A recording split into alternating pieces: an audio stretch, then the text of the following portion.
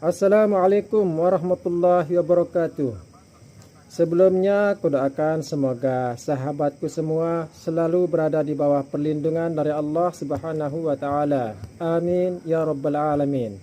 Pada kesempatan yang berbahagia ini, kami mengajak saudara-saudaraku semua untuk kita sama-sama mendengarkan sebuah pengajian dari guru kita, Al-Ustadz Abdul Somad, yang pastinya kajiannya penuh ilmu, penuh makna, dan penuh hikmah. Seperti apa kajian dari guru kita? Mari kita sama-sama simak bersama. Selamat mendengarkan.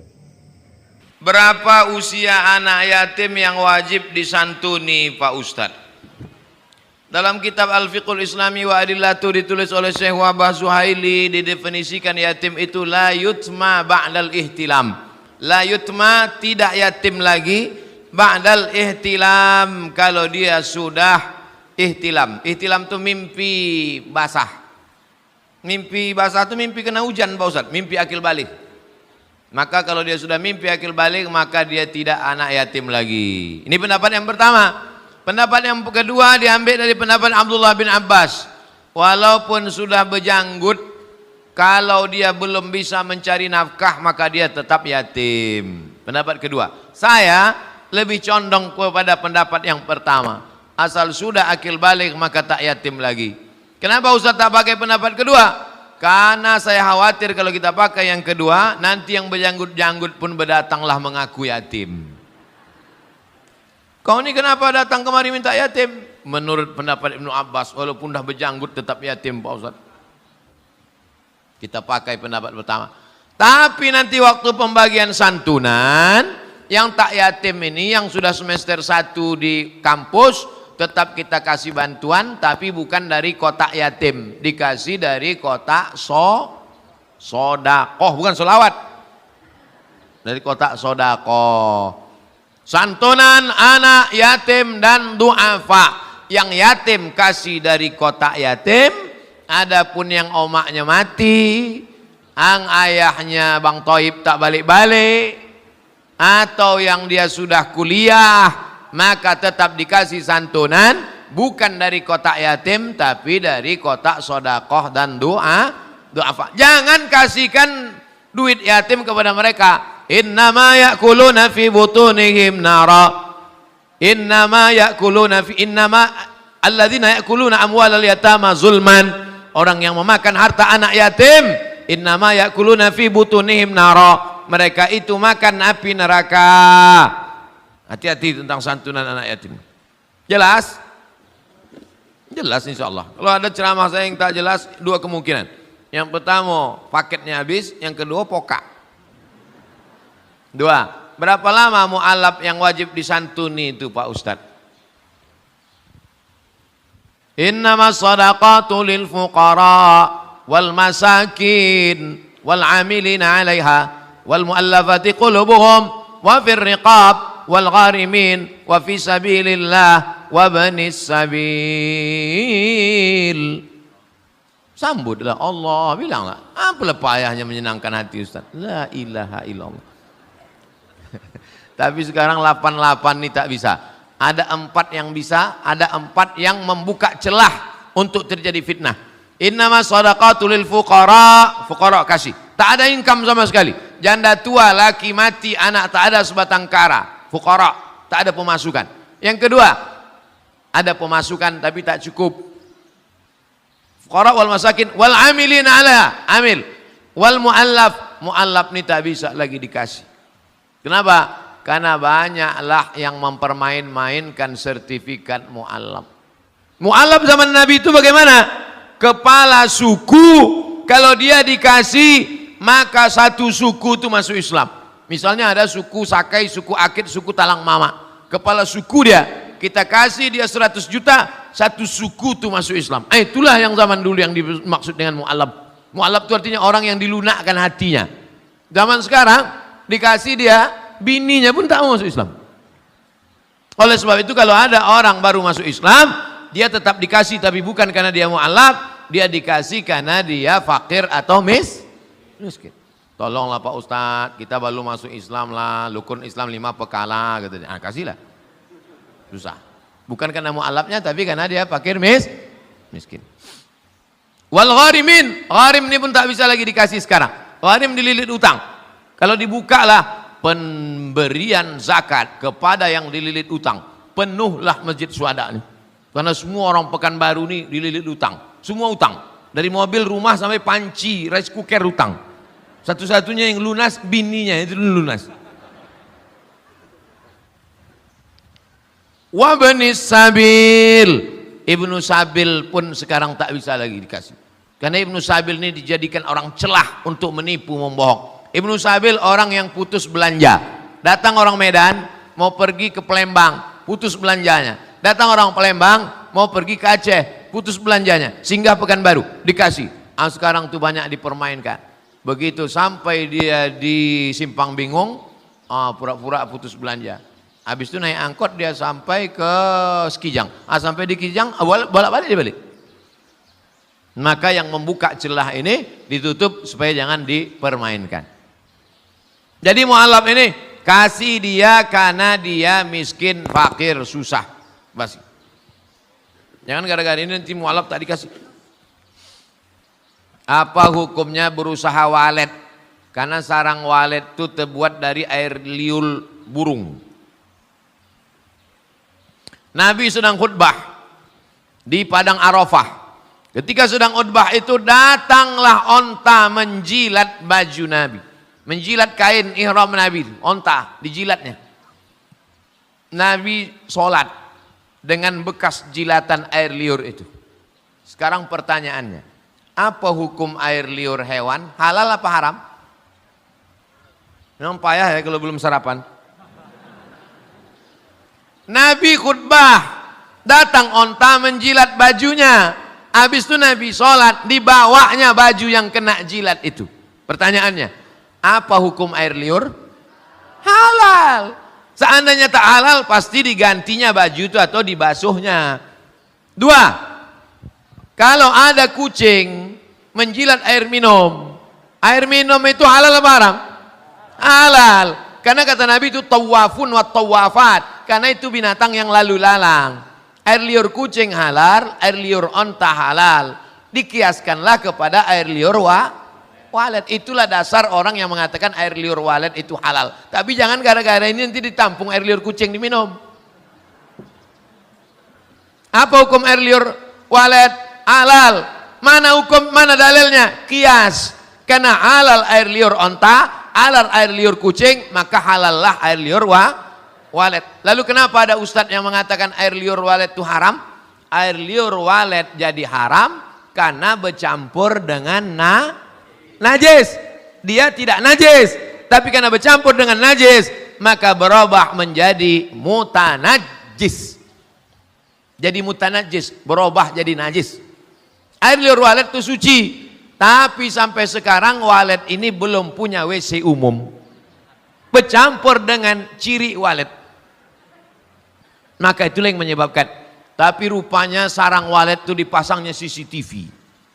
Pasangnya CCTV pakai infrared, nampaklah di situ. Bahwa walet ini sarangnya di sini, buang nya di sini. Tak bercampur kata dia. Maka itulah ada yang mengatakan sarang walet halal. Oh tidak Pak Ustadz. Walet ini mengganggu kami, tak bisa kami tidur malam ribut. Itu lain lagi hukumnya, bukan hukum air liur. Itu hukum membuat sarang walet di tengah pemukiman masyarakat. Habislah disumpah orang, mampuslah yang punya walet. Setan anakku tak tidur-tidur. Akhirnya duit hantu dimakan setan. Maka jangan buang sarang walet di tengah pemukiman masyarakat yang ribut sehingga orang tak tentram, mengganggu. Iman ini kata Nabi bid'un wa sab'una syu'bah, 70 sekian cabang. A'laha yang paling tinggi la ilaha illallah, yang paling rendah imatatul adza 'anit thariq, membuang sesuatu yang mengganggu di jalan. Itu iman. Mengganggu di jalan, buang. Mengganggu telinga orang, terganggu anak orang tak bisa tidur tengah malam. Tak tidur malam. Ustadz katanya umat Nabi Muhammad terjadi menjadi 73 golongan. Jadi golongan mana yang benar tuh Pak Ustadz? Iftaraqatil yahud ala 71 firqah. Yahudi terpecah 71. Iftaraqatin nasara ala thintai wa sab'ina firqah. Nasrani terpecah jadi 72. Iftaraqat ummati ala thalathin wa sab'ina firqah. Umatku terpecah jadi 73. Mana yang paling banyak? 73. 71, 72, 73 bukan angka nominal, tapi menunjukkan banyak. Yahudi banyak, Nasrani lebih banyak, umat Islam lebih banyak. Siapa yang paling selamat ya Rasulullah? Al-firqah an-najiyah, kelompok yang selamat. Siapa itu? Ma ana alaihi wa ashabi, mereka yang ikut jalanku dan ikut jalan sahabat-sahabatku. Kita inilah yang selamat karena kita yang hadir di masjid ini melaksanakan sholat subuh berjamaah, yang ikut majelis ilmu, membaca kitab-kitab sunnah, maka kita adalah ahlus sunnah wal jamaah. NU, Muhammadiyah, Perti, Persis, Al-Wasliyah, Nahdlatul Watan, FPI, itu semua adalah organisasi sosial kemasyarakatan. Yang dimaksud dengan ahlul bid'ah dhalalah adalah Khawarij, Mu'tazilah, Qadariyah, Syiah, Jabariyah, Khalqil Quran. Itu yang disebut dengan ahlul bid'ah. Bukan orang yang kunut subuh, bukan orang yang zikir jahar, bukan orang yang maulid nabi, bukan orang yang maulidan, solawatan, yasinan. Jadi jangan asal main tuduh-tuduh saja. Saya tak akan pernah capek menjelaskan itu. Sampai orang yang bertanya ini capek, baru saya capek menjawab. Saya bertanya, apa benar ada hadis menyatakan bahwa seorang istri yang ridho suaminya nikah lagi merupakan jalan pintas menuju surga?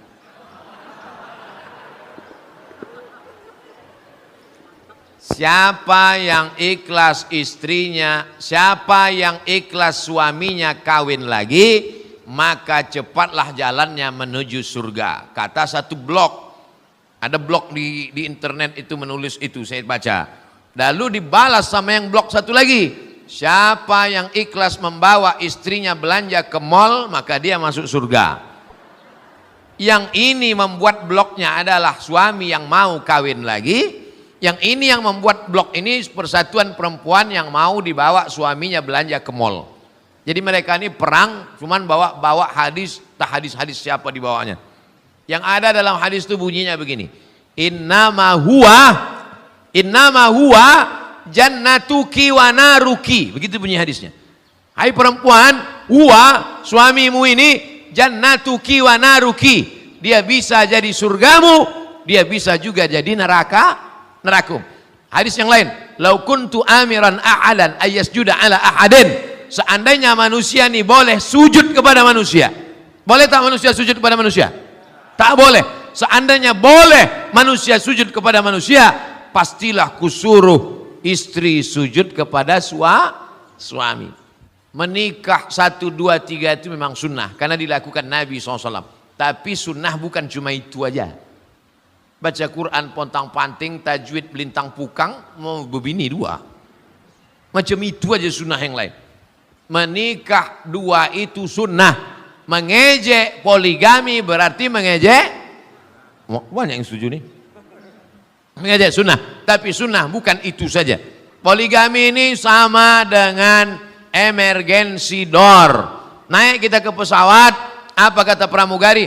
Ladies and gentlemen, all of our passenger, semua penumpang, kita punya 4 pintu, pintu depan dan pintu belakang, masuklah dari pintu sebelah kanan. Tapi nanti kalau pesawat ini meledak, atau masuk jurang, atau masuk laut, maka dibuka pintu darurat. Ada yang darurat? Bukalah pintu itu. Nama pintunya pintu poligami. Poligami dibenarkan dalam Islam. Tapi ibu-ibu jangan takut, mereka ini tidak akan bisa nikah lagi sebelum ada surat tanda tangan materai 6.000 dari ibu yang dibawa ke pengadilan agama. Makanya ibu sebelum tidur yakinkan dekat tempat tidur itu tak ada materai. Karena kalau ada bahaya, mana tahu tengah malam. Hati-hati, hati-hati, waspadalah. Kejahatan terjadi bukan karena ada niat dari pelakunya, tapi karena ada materai 6.000. Waspadalah. Kabarnya tahun 2021 materai sudah jadi materai 10.000.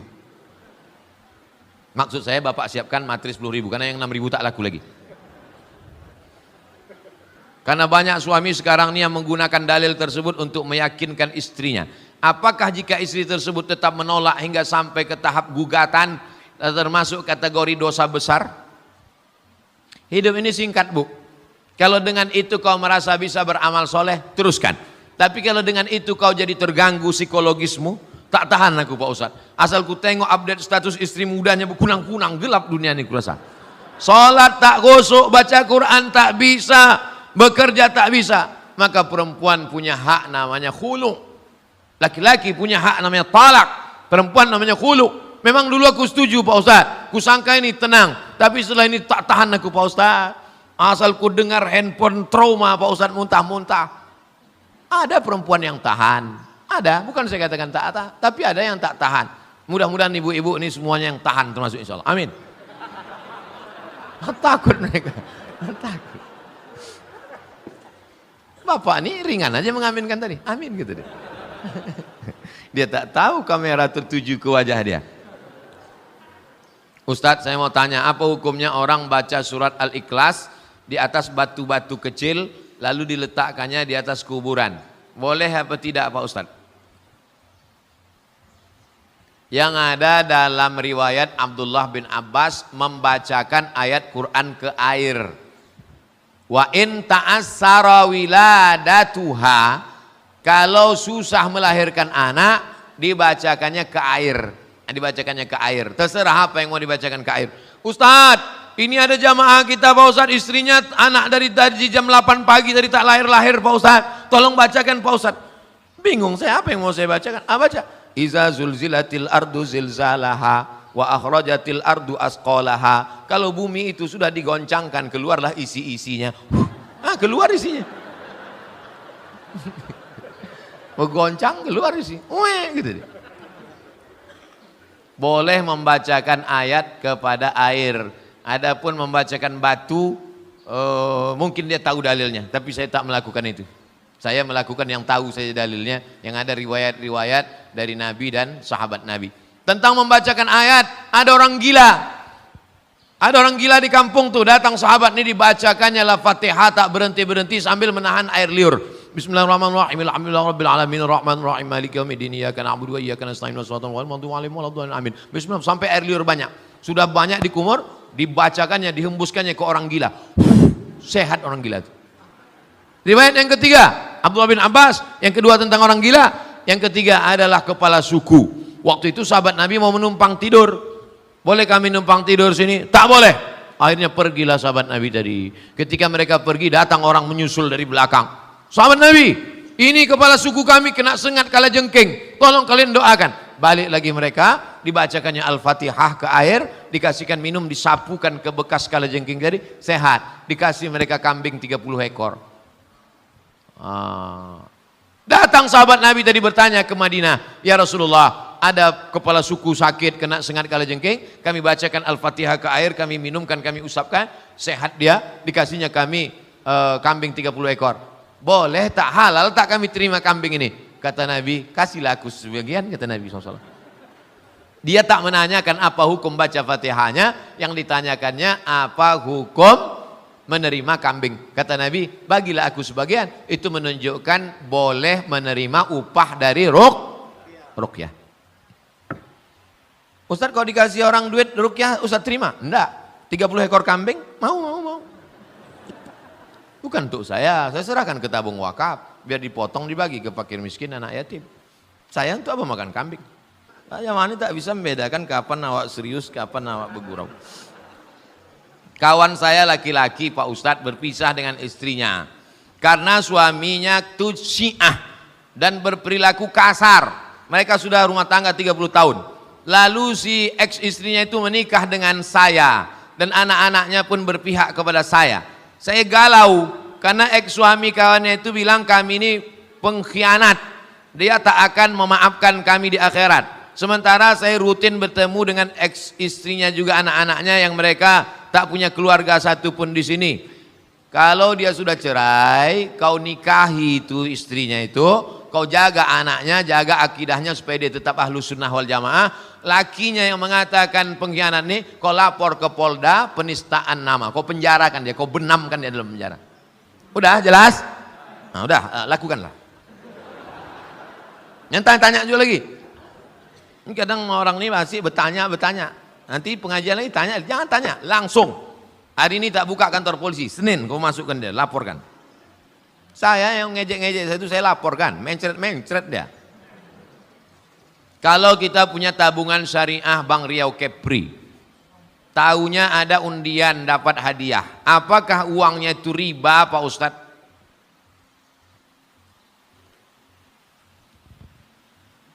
Seratus ribu, mengumpulkan duit 100.000. Sebanyak 100 orang. Berapa hasilnya? 10 juta.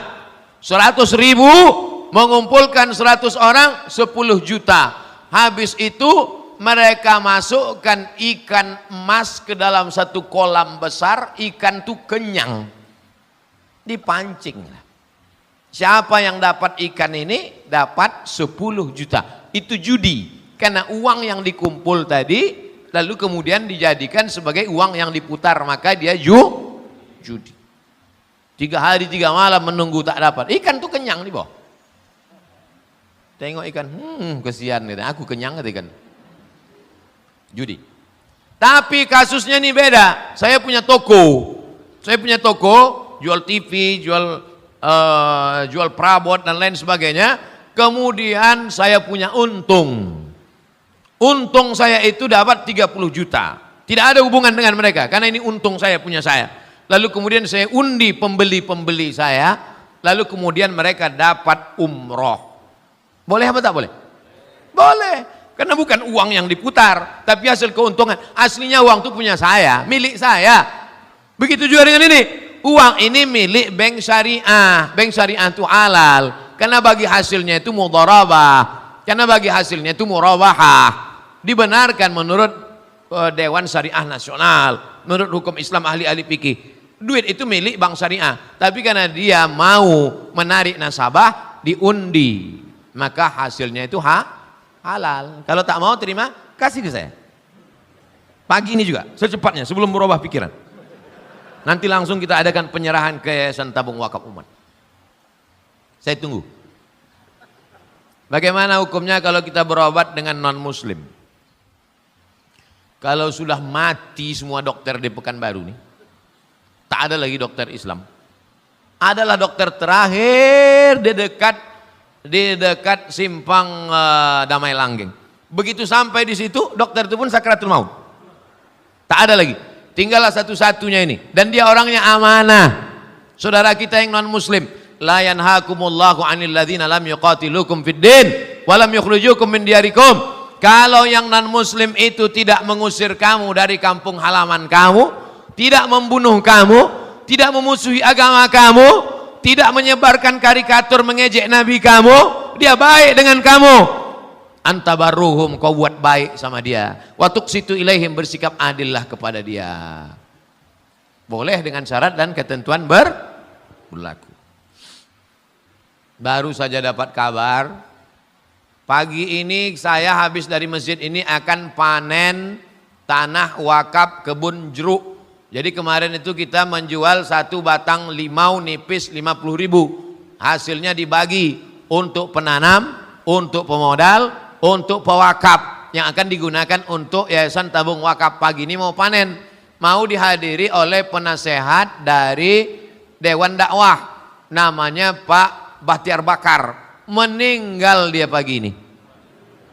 Niat baiknya sudah sampai untuk Pak Bahtiar Bakar dan orang-orang soleh. Al-Fatihah. A'udzubillahi minasyaitonirrajim. Bismillahirrahmanirrahim. Alhamdulillahirabbil alamin arrahmanirrahim maliki yaumiddin.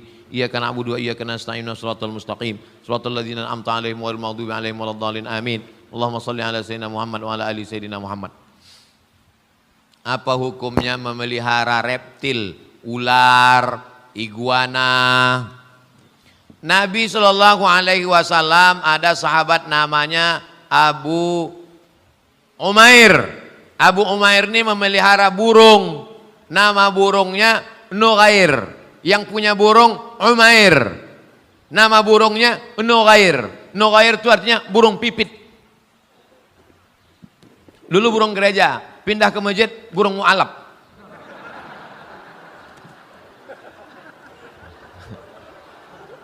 Jadi kata Nabi kepada Umair tadi, ya Aba Umair, ma fa'alan nughair. Wahai Abu Umair, apa kabar burung pipit engkau? Itulah dalil boleh memelihara burung pipit dengan syarat dan ketentuan berlaku. Buat sangkarnya itu besar supaya dia bisa terbang kian kemari, ada pokok kayu, ada kolam-kolam di dalam, buat dia berpasang-pasang di dalam. Kalau bisa burung pipit satu, buat burung pipit perempuan betina itu agak 5, agak 3, biar poligami dia. Bilang sama ibu tuh, aku memang tidak bisa ma, tapi burung ini kita biarkan ya.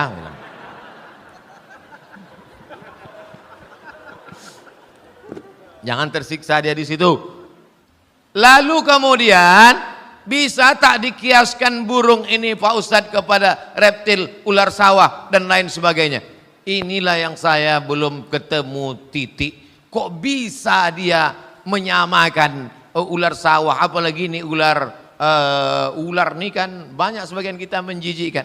Maka dalam Islam itu apa kadar standar keislaman seseorang itu, bagaimana kita mengukur kualitasnya? Min husni islamil mar'i tarkuhu ma la ya'nihi. Kalau mau menengok kualitas keislaman seorang, tengoklah dia meninggalkan sesuatu yang tak penting. Ada orang memelihara ular sawah, ular tuh makan daging, dia makan ikan asin. Memelihara ular sawah, budgetnya 1 bulan 3 juta. Ada anak yatim tak bayar uang sekolah di Pekanbaru nih, jual tisu di lampu merah. Lebih sayang dia sama ular daripada anak yatim. Fadzalikal ara'aital ladzi yukadzibu biddin fadzalikal ladzi yad'ul yatim. Oleh sebab itu maka saya pribadi lebih setuju kalaupun mau melihara burung seperti yang dalam hadis. Adapun ini lebih baiklah budgetnya itu. Ada orang memelihara anjing herder untuk sampo anjingnya aja budgetnya sampai 500.000 untuk sampo anjing, belum lagi dokter anjing, belum lagi makanan anjing. Sementara dia pun ke dokter tak pernah. Dia pun pakai sabun telepon. Tahu ibu sabun telepon kan? La ilaha illallah Muhammad Rasulullah. Lebih menyalurkan hobi lagi pula. Dulu saya pernah memelihara burung serindit. Tahu burung serindit? Khas Riau itu burung serindit. Saya belilah di pasar Air Molek Indragiri Hulu burung serindit. Saya sangkarnya dari rotan yang dibelah. Saya sangkutkan di pokok jambu. Begitu balik sekolah, waktu itu masih sekolah, balik sekolah aku tengoklah burung serinditku itu dikerubungi sungut angkrang.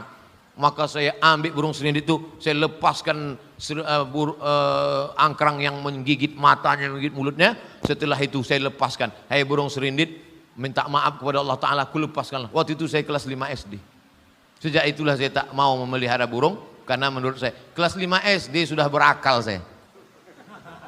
Ini ada pula orang udah bercucu tak berotak. Kelas 5 SD saya sudah merasakan bagaimana sayangnya ke hewan, ke burung. Sampai sekarang tak mau saya. Kalau anak-anak ini mau minta, mau nanti kita beli, kita buatkan sarang besar. Sarang besar, buat sarang, masukkan situ burung kuau, burung cendrawasih, atau burung-burung apa. Tapi jangan lupa urus surat izinnya. Kalau tidak nanti kau dikurungkan ke polisi hutan. Oke, nah ada, saya bukan ngada-ngada. Bagaimana caranya bisa membubarkan tempat hiburan malam? Karena saya yakin di tempat seperti ini adalah pusatnya maksiat. Semua hiburan malam mesti ada izin dari Majelis Ulama Indonesia, tokoh adat, tokoh masyarakat, dan disetujui oleh Polsek. Setuju? Jadi siapa yang mau buat hiburan malam nikah anaknya, dia ngurus surat 3. Pertama rekom dari MUI. Pak Ketua MUI Kecamatan, ya nanti malam mau pesta anak saya. Kata MUI, apa hiburannya? Ada keyboard tunggal. Lagunya apa? Ini lagunya. Ini pulang-pulang berbadan 2. Jangan. Berubah sama selawat. Setelah MUI setuju, datang ke tokoh adat Sunda. Ini Pak tokoh adat, apa lagunya? Ini lagu ya, buat satu lagu adat yang mengingatkan supaya kita tetap menjaga adat sopan santun. Oke, tambah lagu religi satu, lagu adat. Datang ke Polsek, Pak Polsek, oke setuju. Jam 10 tutup. Bisa apa nggak bisa? Bisa. Jangan suruh saya datang ceramah ke situ. Nanti mereka sudah mabuk, baru datang saya, assalamualaikum. Nggak bisa. Ini amar ma'ruf nahi mungkar ini bukan cuma tugas ustadz, tapi tugas kita bersama. Di masjid ustadz menyampaikan ceramah, bapak ibu memfasilitasi, anaknya nikah, perbuatannya baik, sakral, menghalalkan yang haram. Tapi dalam itu dia sudah melakukan perbuatan haram, menyediakan narkoba, menyediakan pesta sampai malam. Insya Allah kalau sepakat yang tiga, polisi, tokoh agama, tokoh adat, DPR tingkat kabupaten provinsi, peraturan daerah, pesta keramaian hanya boleh sampai jam 9 malam. Lewat dari itu pengawasan polisi boleh menangkap. Bisa atau tidak bisa? Bisa. Makanya kita harus berjamaah menangkal ini semua. Insya Allah kalau sudah orang-orang masjid duduk memilih wakil-wakil rakyat yang juga peduli, maka akan terwujud negeri kita tetap menjadi baldatun thayyibatun wa rabbun ghafur. Makanya sebarkan pengajian. Siapapun ustadz yang datang ngaji, Ustadz Jujun Junaidi ngaji, Ustadz Abdul Somad ngaji, Ustadz ngaji, datang, duduk, diam, dengar. Ada snack, makan. Nggak ada, istighfar.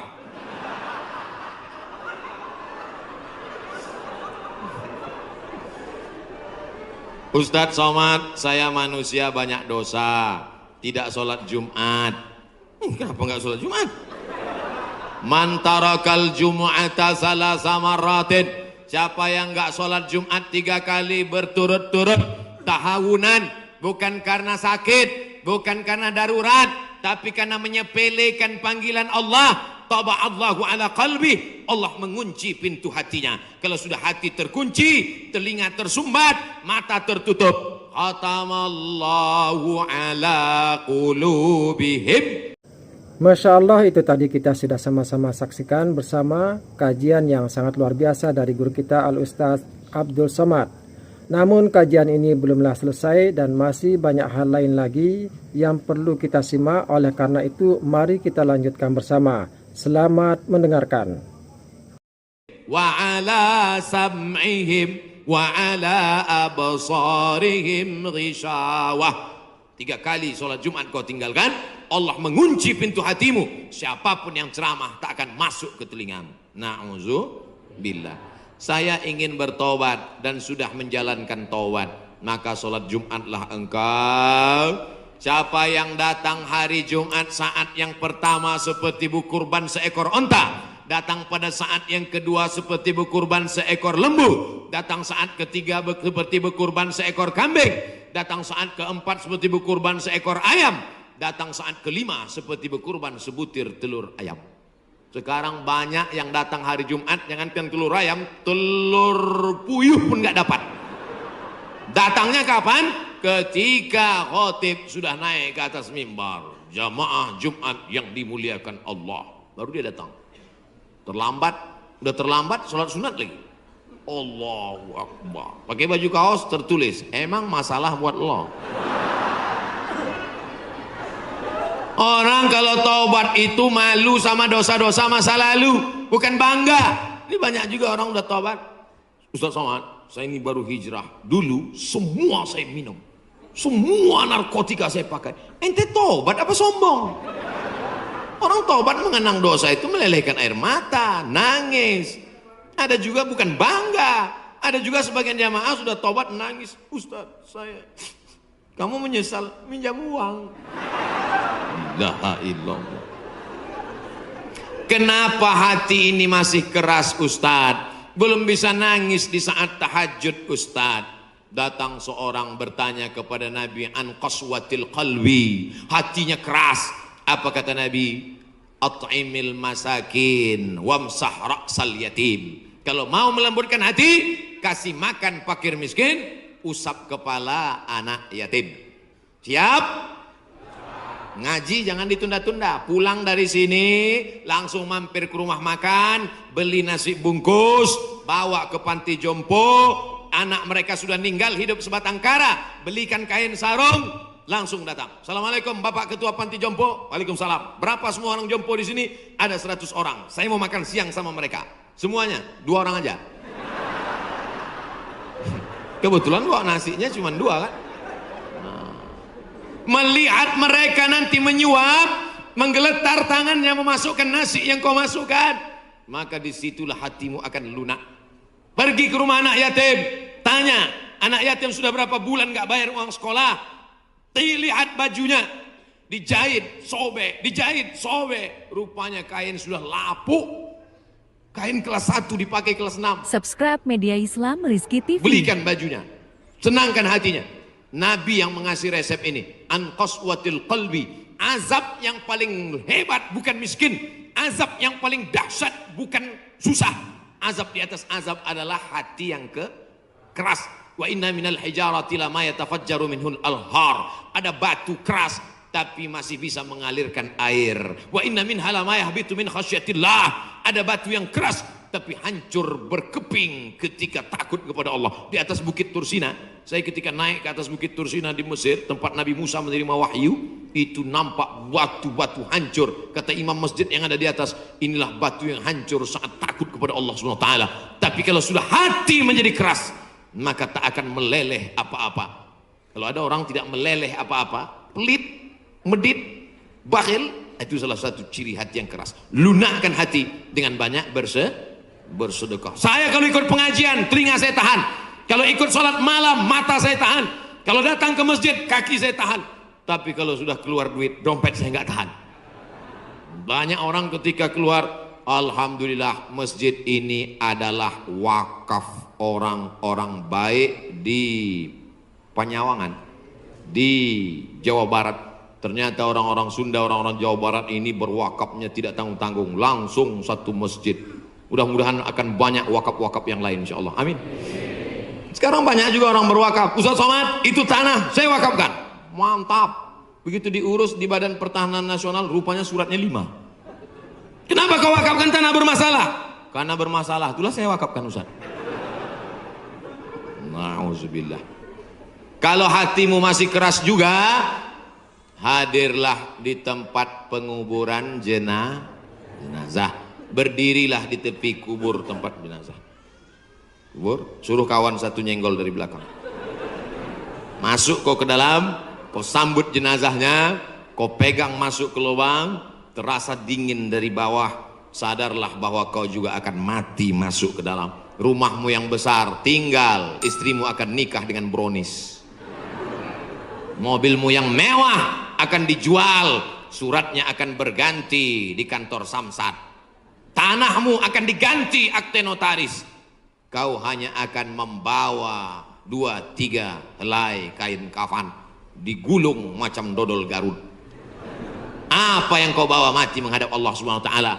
Ada orang Islam mati bawa seragam? Ada. Tadi saya baru dikasih jaket kulit, sayang sekali. Tapi jaket itu pun tinggal kalau kau mati, Abdul Somad. Kenapa nggak dipakai sekarang? Panas. Apa yang kau bawa mati? Kalau pernah kau usap kepala anak yatim, kalau pernah kau infak sedekah untuk masjid, itulah yang akan kekal abadi. Yang mewakafkan tanah ini sudah meninggal, tapi terang kuburnya, lapang makamnya insya Allah. Amin. Pikirkan, orang yang cerdas bukan yang IP-nya 4, orang yang cerdas bukan otaknya hebat. Al-Kayyis, orang yang cerdas, mandana nafsahu, mampu menekan hawa nafsunya, wa amila lima ba'dal maut, dia beramal berpikir setelah mati. Ini banyak orang mikirnya setelah pensiun. Saya alhamdulillah Pak Ustaz udah siap nih setelah pensiun nanti. Emangnya yakin malaikat maut datang setelah pensiun? Banyak malaikat maut datang sebelum pensiun. Pikir baik-baik. Pikir itu pelita hati. Lama berpikir sakit hati.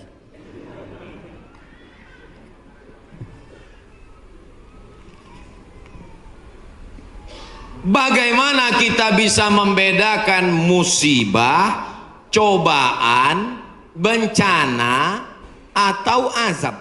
Seperti ujian dosen. Misalnya virus corona yang sedang merebak sehingga dampaknya pada kaum muslimin, khususnya muslimin di Indonesia yang tidak dapat melaksanakan ibadah umroh. Pertanyaan dari Bapak Ridwan Ahmad Faizin Emrian Abidin Bandung. Ternyata ini pertanyaan kolektif. Misalnya saya demam, Dari mana saya bisa membedakan demam saya itu menghapus dosa, atau demam laknat, atau demam ujian iman, atau demam itu dari mana saya bisa tahu?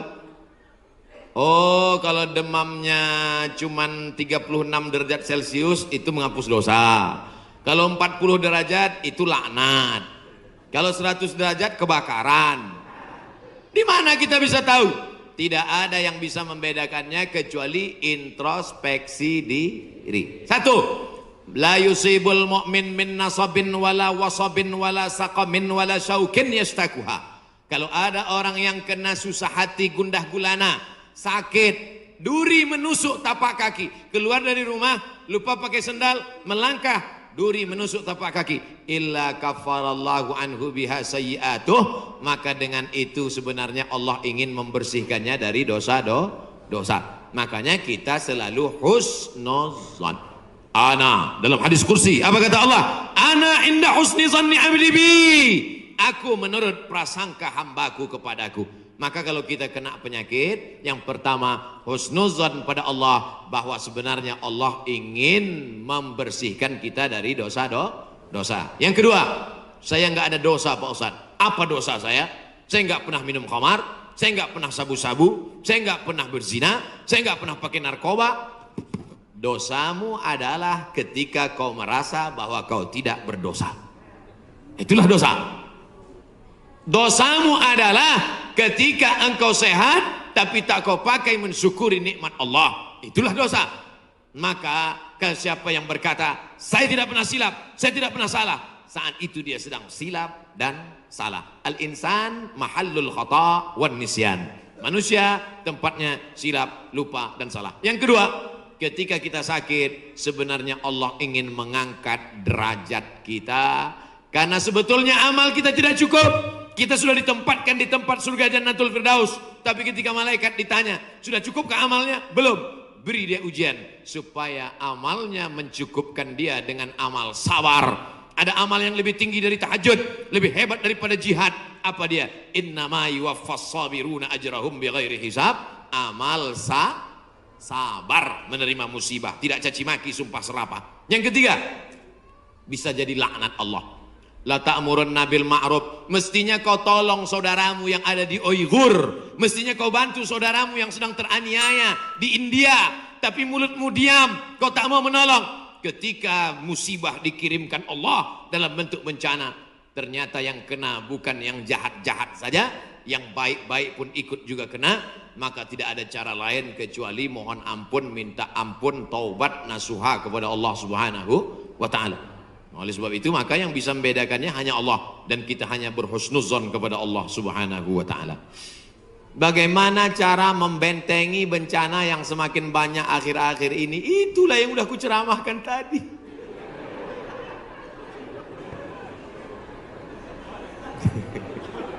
Itulah yang udah kita bicarakan selama 1 jam 15 menit tadi, brother.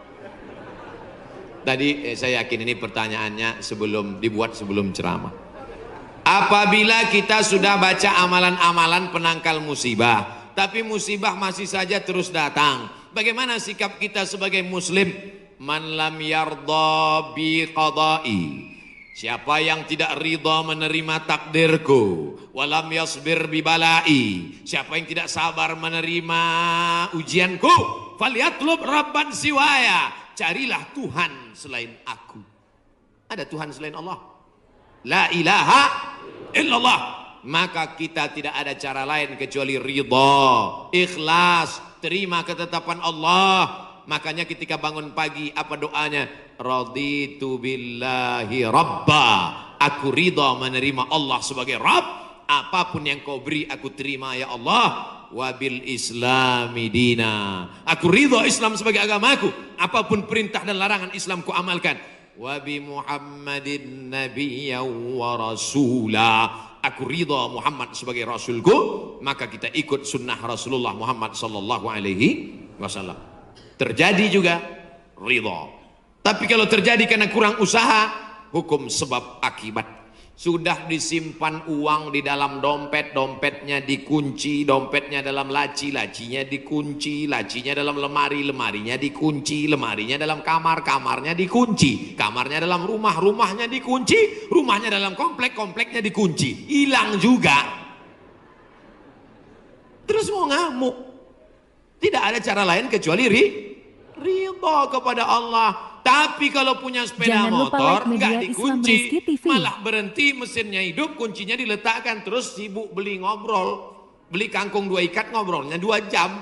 Ketika dilihat hilang. Terus ketika hilang suaminya nanya, mana motor kita? Ridho mas. Itu bukan ridho, goblok. Mohon maaf saya keceplosan. Oleh sebab itu maka tetap ada Ahlus Sunnah wal Jamaah mengajarkan kita ada namanya al-kasbu wal ikhtiar. Bahasa kitanya namanya usaha. Kalau pemerintah menyuruh pakai masker, usaha. Jangan tidak ikut. Suruh cuci tangan sering. Sebetulnya kita nggak perlu belajar masalah cuci tangan. Ada nggak ada virus kita tetap cuci tangan, betul? Subuh cuci tangan, zuhur cuci tangan, asar cuci tangan, maghrib cuci tangan, isya cuci tangan, tahajud cuci tangan, witir cuci tangan, duha cuci tangan. Orang Islam paling sering cuci tangan. Makanya saya heran kalau sampai anak-anak kita diajarkan, mama siapkan gayung sama sabun. Untuk apa nak? Hari cuci tangan internasional. Loh, kita nggak perlu diajari cuci tangan. Nanti takutnya 20 tahun akan datang ada lagi namanya Hari Cebok Nasional. Dari 14 abad yang lalu kita sudah bersih, betul? Tidak akan ada bakteri bersarang di ujung-ujung jari kita karena kita paling sering cuci tangan. Tidak akan ada bakteri yang bersarang di ujung kuku kita karena kita paling potong kuku hari Jumat. Kalau seminggu tak akan mungkin kukunya panjang. Makanya Nabi berkata, asfaraka kukumu. Kenapa panjang? Inna syaitana yaqudu ma tala minha. Setan duduk di kuku yang panjang. Makanya pertama yang dijaga dalam Islam adalah kebersihan. Kuman datang, binatang dipotong. Setelah dipotong darahnya keluar karena ternyata bakteri ada di dalam darah. Setelah darahnya keluar dipotong-potong, dicuci sampai 4 kali. Ibu, saya tidak punya saudara perempuan. Waktu masih kecil di rumah bantu ibu di rumah, saya disuruh cuci. Selamat cuci daging, saya cuci. Kalau ayam 2 kali, kalau kambing 4 kali. Kenapa gitu mak? Ayam kakinya 2, kambing kakinya 4. Saya nggak tahu anak kecil. Sekarang saya baru tahu. Ternyata ayam dagingnya putih, darahnya nggak banyak. 2 kali sudah bersih. Tapi kambing sekali masih merah, 2 kali masih merah, 3 kali agak pucat, 4 kali bersih. Setelah itu baru dimasukkan, dibuang airnya, disolawatkan, baru dimasak. Mereka tidak, kambing tidak dipotong, kambing matinya di stunning. Ada pistol, tapi pelurunya nggak keluar, ditahan.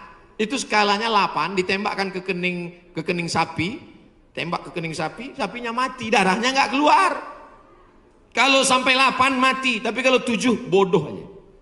Itu sapi-sapi dari Australia yang datang ke tempat kita yang liar seperti banteng, itu ditembak otaknya skala stunning 7. Bodoh. Ibu kalau ada bapak yang liar, tembak skala itu. Mas, mama mau pergi arisan, pel lantai, mandikan anak, dan papa. Nah itu udah kena stunning. Jangan diamal. Tidak dipotong, hanya stunning 8 skala, akhirnya sapi tumbang, darahnya masih dalam daging, bercampur dengan darah bakteri penyakit, dipotong-potong, diletakkan di atas api yang tidak terlalu matang, bolak-balik, nggak dicuci, darah nggak keluar, masuk ke dalam roti, dicampur, dimakan, barbecue. Habis dimakan, kena penyakit, medco, Ko sapi, gila, medco sapi gila. Sapi aja yang halal bisa menjadi penyakit, apalagi yang dimakan kelelawar, Batman. Maka kita disuruh kulu, makanlah. Tapi yang dimakan itu apa? Min thayyibat. Thayyib artinya baik, baik. Dulu thayyib baik, sekarang thayyib nggak pulang. Mohon maaf Pak Thayyib nyantur sini. Masya Allah, tabarakallah. Bolehkah menghadiri undangan pernikahan non muslim? Acaranya di mana? acaranya di Hotel Pangeran, 2 tempat, untuk makanan muslim, untuk makanan non muslim. Saya kemana nih bawa piring? Sana Pak, Bapak muslim ya sana. Datang Bapak tuh jamaah An-Nur, singgah dia sini. Ini untuk non muslim Pak, saya mau ngetes kuahnya aja sedikit. Tak boleh. Kalau acaranya dibuat di sini, tak boleh. Di Hotel Pangeran, di Hotel Arya Duta, di hotel mewah boleh. Di rumah dibuatnya 2 kemah, kemah muslim, kemah non muslim boleh. Acara misanya jangan datang. Datang selamat pulang. Tapi kalau dibuat acaranya di sini jangan. Boleh. Kenapa? Menimbulkan fitnah, syubhat. Tiba-tiba Ustadz Abdul Somad lewat, saya tengok mobil Bapak parkir di situ. Bapak nih kadang-kadang di An-Nur, kadang-kadang di sini pula dia nih. Ustaz, saya sering baca Quran, artinya janganlah kalian menjual ayat-ayat kami dengan harga murah. La tashtaru bi ayatina bi ayatillahi zamanan qalila. Jangan kamu jual ayat-ayat Allah dengan harga yang murah. Ayat ini ditujukan kepada siapa? Orang Yahudi yang menulis Alkitab. Alkitab tak boleh ditulis sembarangan, maka ditulis oleh pendeta-pendeta. Maka mereka itu disebut dengan namanya pendeta Al-Qiddis, Holy Man, orang suci. Setelah ditulisnya, dijualnya ini dengan dunia. Dijual. Surat pengampunan dosa. Kamu berdosa? Ya, nih. Ada namanya kursi pengampunan, ditutup pakai kelambu. Ngakulah. Saya pendeta sudah sekian dosa. Ya. Bagaimana nih? Keluarkan surat. Nah, Tuhan sudah mengampuni. Bayar berapa? Bisa diskon? Bisa. Inilah yang tak disetujui Martin.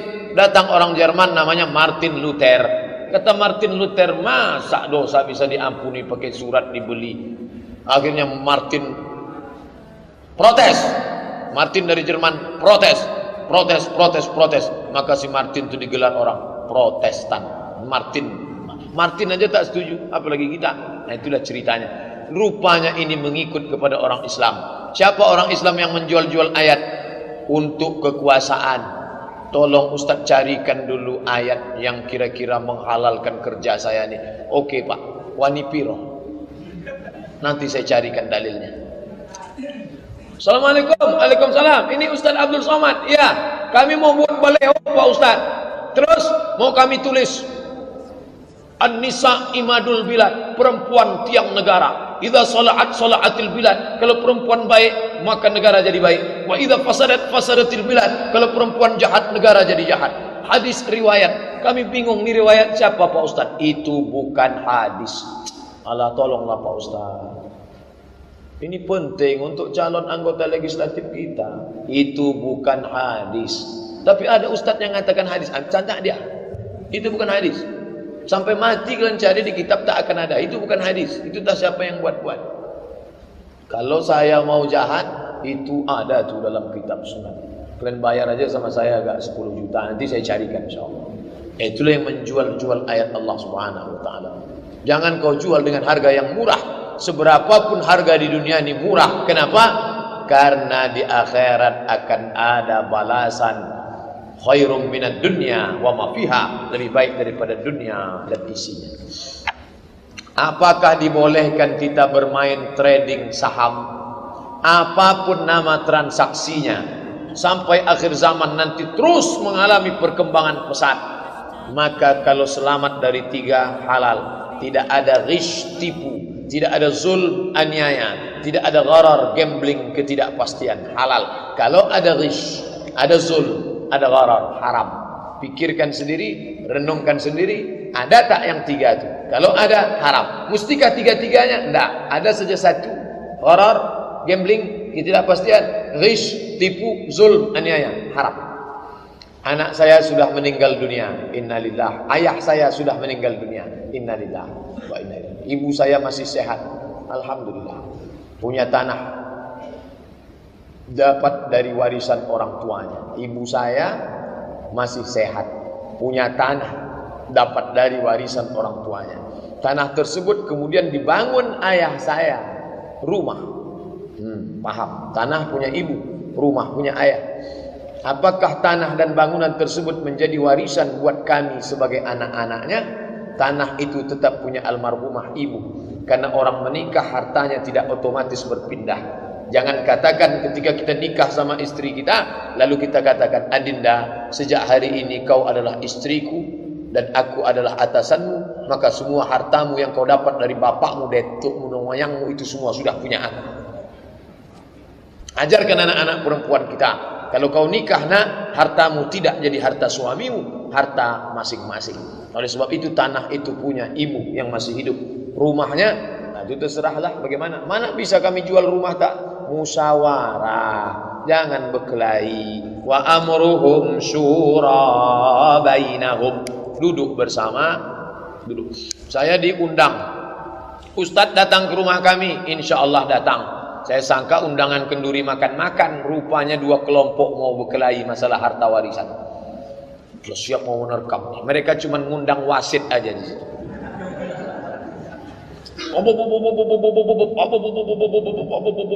Saya pun udah kacau nih. Saya bilang calling down. Oke. Saya diundang ke sini sebagai orang yang dianggap paham agama, maka izinkan saya bicara. Almarhum meninggalkan ini begini-begini, yang ini dapat jatah begini-begini. Kalau kalian dengar cakap saya ini, pakailah. Kalau kalian tak dengar cakap saya ini, pergilah kalian ke pengadilan. Itu yang dapat saya sampaikan. Terima kasih atas segala perhatian. Assalamualaikum warahmatullahi wabarakatuh. Saya pun pulang. Seminggu sesudah itu datang telepon dari kelompok yang ini. Alhamdulillah Pak Ustaz, sudah lembut hati kami. Datang pula kelompok ini. Sudah lembut hati. Alhamdulillah. Kalau tak mau, pergi ke pengadilan. Selesaikan. Menang jadi arang, mati kalah jadi abu. Nah, ini agama ini menyelesaikan musyawarah. Jangan selesaikan dengan kepala panas. Ustaz, bagaimana hukum masjid yang terdapat kuburan di bagian depan mihrabnya, seperti Masjid Ar-Rahman? Apakah sah solat di sana Pak Ustaz? Sah. Ada Ustaz mengatakan tak sah. Kalau tak sah, maka tak ada yang sah solat Bapak Ibu di Masjid Nabawi, karena di situ ada makam Nabi. Itu kan Nabi Pak Ustaz. Kalau Nabi tak apa-apa. Di samping Nabi ada Abu Bakar, di samping Abu Bakar ada Umar. Tapi kata Ustaz kami tak sah. Dicampur aduknya. Jangan campur adukkan antara tiga. Yang pertama, solat di masjid yang di sekelilingnya ada kubur. Dua, solat menghadap kubur. Tiga, menjadikan kubur sebagai masjid. Yang dimaksud Nabi itu mana? Jangan campur aduk antara tiga. Yang dimaksud Nabi, la'anallahu al-yahud wan nasara. Allah melaknat orang Yahudi dan Nasrani. Kenapa Allah melaknat? Ittakhadhu qubur anbiya'ihim masajid. Karena mereka merubah makam-makam orang soleh dijadikan sebagai masjid. Ini makam. Diratakan makam itu, dibuat masjid di atas. Itu yang tak boleh. Untuk ngalap barokah. Sampean Arab nanti, Arab ngalap barokah. Maka kubur, ini kubur Abdul Somad, diratakan dengan ekskavator, dibangun masjid di atas. Masjid As-Somad. Siapa yang sholat di atas, itu yang dilaknat Allah itu.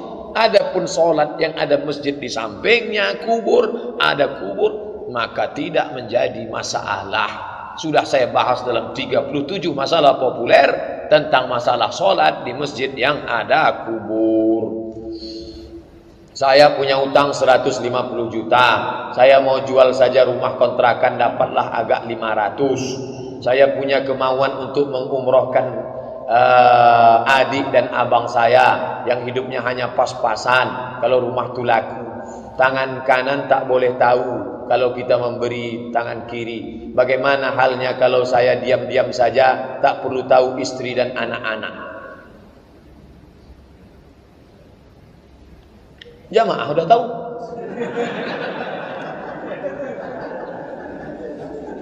Ini masalah berumah tangga ini.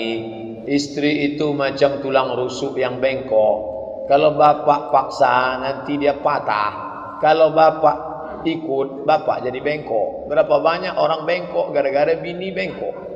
tak bisa menolong saudara, bengkok, maka dudukkan bersama. Seorang ibu datang kepada anaknya, "Nak, aku tak ada beras mau masak di rumah, nak.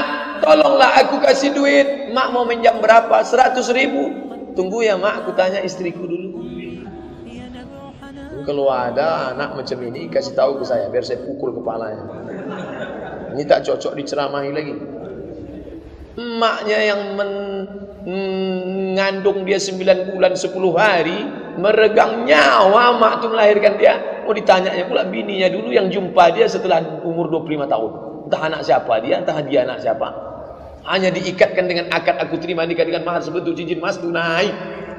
Oh, ini orang tak mengerti. Ustaz ini marah karena ini atau marah karena belum sarapan pagi?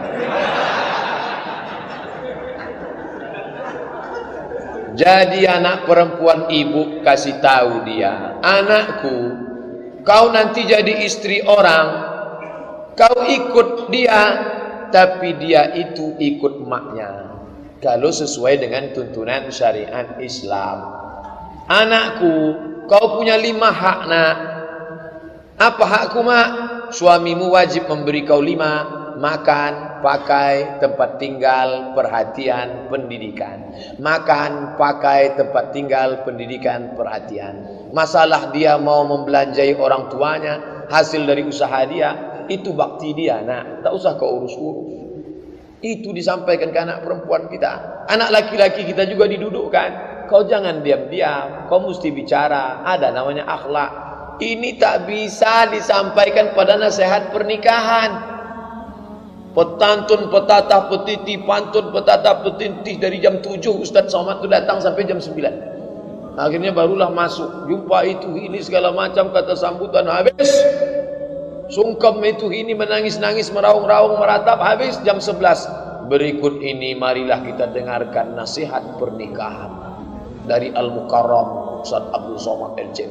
Tak cukup, bukan begitu menasihati anak. Dudukkan dia 1 hari, panggil Ustaz Mustafa Umar. "Ustaz, anak saya ini mau menikah 3 hari lagi. Tolong Ustaz nasihati dia." Begitu nasihat. Dudukkan dia. Itu nasihat pernikahan, itu seremonial belaka. Sahabat beriman yang dirahmati Allah, alhamdulillahirrabbilalamin. Itu tadi kita sudah sama-sama simak bersama kajian dari guru kita Al-Ustaz Abdul Somad. Kajian yang penuh ilmu dan penuh makna. Dan semoga kita bisa mengamalkan isi dari tausiah beliau. Terakhir, mari kita sama-sama berdoa semoga guru kita selalu berada di bawah perlindungan dari Allah Subhanahu wa taala. Sekian kurang lebihnya, mohon dimaafkan. Wassalamualaikum warahmatullahi wabarakatuh. Setelah kita mendengarkan kajian yang sangat luar biasa dari guru kita Al-Ustaz Abdul Somad, saatnya kita lanjutkan aktivitas kita hari ini. Semoga aktivitas kita hari ini membawa keberkahan untuk kehidupan kita. Sekian, selamat beraktivitas. Semoga saudara-saudaraku selalu berada di bawah perlindungan dari Allah Subhanahu wa taala. Amin ya rabbal alamin. Wassalamualaikum warahmatullahi wabarakatuh.